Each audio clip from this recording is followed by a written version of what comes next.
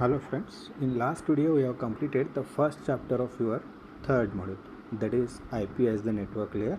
Now today we are going to start with the second chapter, that is application protocols for IoT. Now in this chapter we are going to discuss about the higher layers of your IoT protocol. Now the higher layer protocols are your transport layer as well as the IoT application transport methods. Now when you use IP as a network layer, the two possible transport layer protocols we have are TCP and UDP.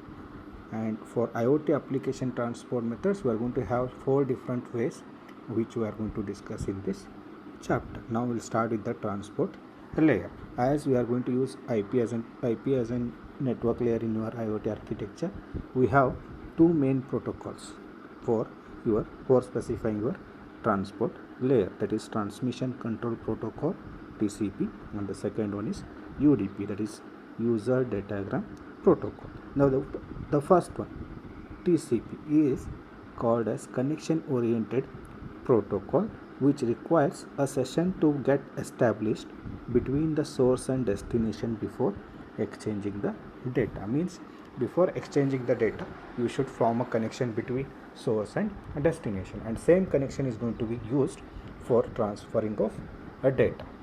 Hence it is called as connection oriented protocol. Here the delivery of the data is guaranteed. Means once you send the data, it is guaranteed it is going to be delivered.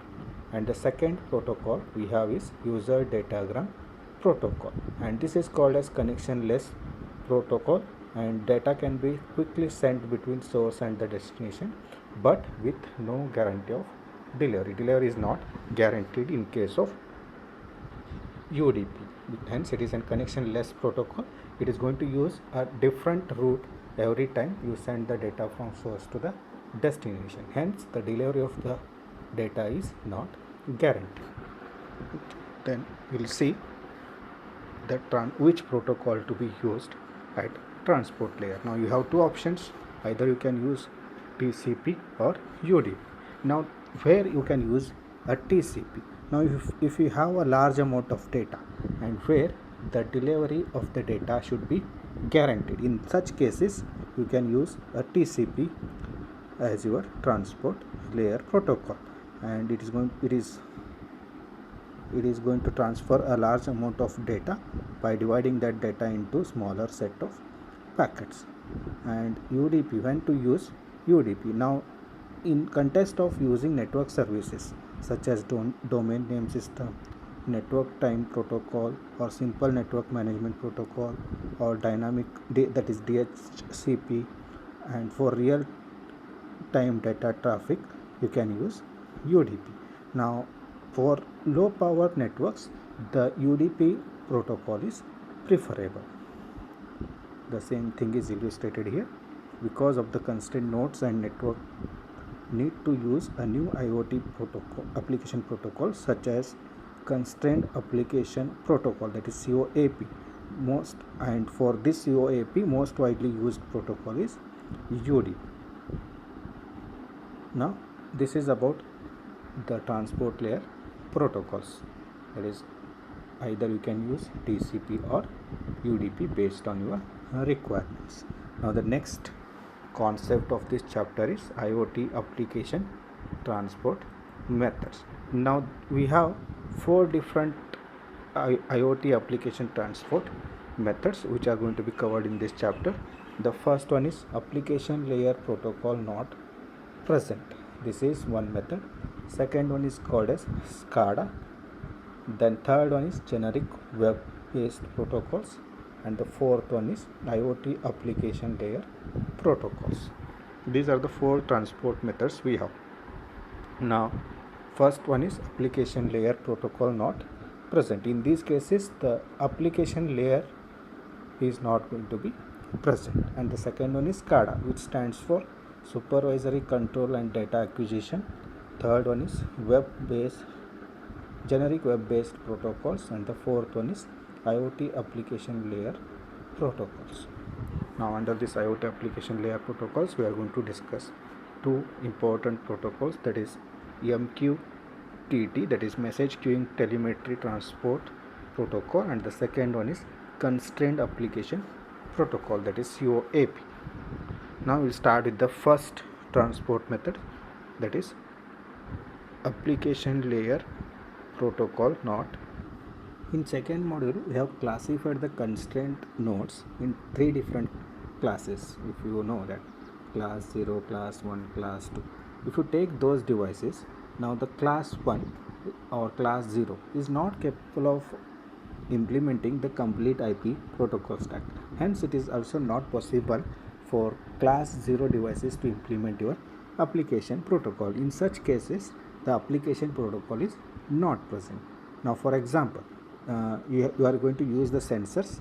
Now, sensors are going to have limited amount of memory and limited amount of computing capability, and those cannot implement your IP protocol stack. Hence, you can't have an application protocol. Then how these sensor data can be used by different applications? And as we have different sensors which are developed by different vendors, and each sensor is going to use different rules and regulations for identifying the temperature or for sensing any value. For example, a temperature sensor produced by one vendor may use a different format for storing the temperature, and a temperature sensor which is produced by another vendor may use another format for storing the temperature. Now, this problem can be solved with the help of IoT data broker. Now, we will see this example of this IoT data broker. Now, in this example, we have three different types of sensors: sensor X, sensor Y, and sensor Z. All three are temperature sensors. Now, the sensor X takes 2 bytes of coding to read the temperature. Sensor Y uses 4 bytes of coding for storing the temperature. Sensor Z uses 8 bytes of coding for storing the temperature. Now you have three different applications which are going to access these values of temperature from these three types of sensors: application A, application B, and application C. As each sensor is using a different byte coding, if the application A reads the sensor Y's data, it may not understand, because it has an application layer which can access the sensor's data, sensor X data. Hence, it is not possible to read sensor Y's data as well as sensor Z data from application A. Similarly, application B cannot read the sensor X data and sensor Z data. Similarly, application C cannot read the sensor X data as well as sensor Y data. Now, to handle this type of situation, we require IoT data broker. Now, which is going to read the data from all types of sensors, means it has the encoders for all type of sensors, and it is going to provide the data to the applications in a standardized format. In a single format, it is going to provide the data which is sensed by different types of sensors which are developed by different vendors. This is the task of your IoT data broker. Now, what is this IoT data broker? Now, it is a piece of middleware that standardizes the sensor's output into a common format that can be then be retrieved by authorized applications. In figure, you have sensors X, Y, and Z.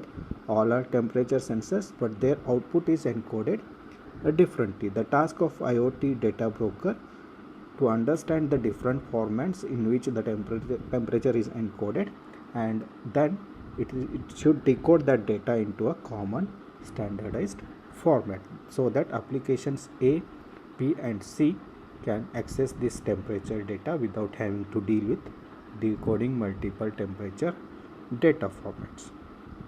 This is how the first application transport method works, that is application layer protocol not present. In these devices, you are not able to implement the complete IP protocol stack. Hence, we are going to use the IoT data broker, and these IoT data brokers are going to be stored into the clouds.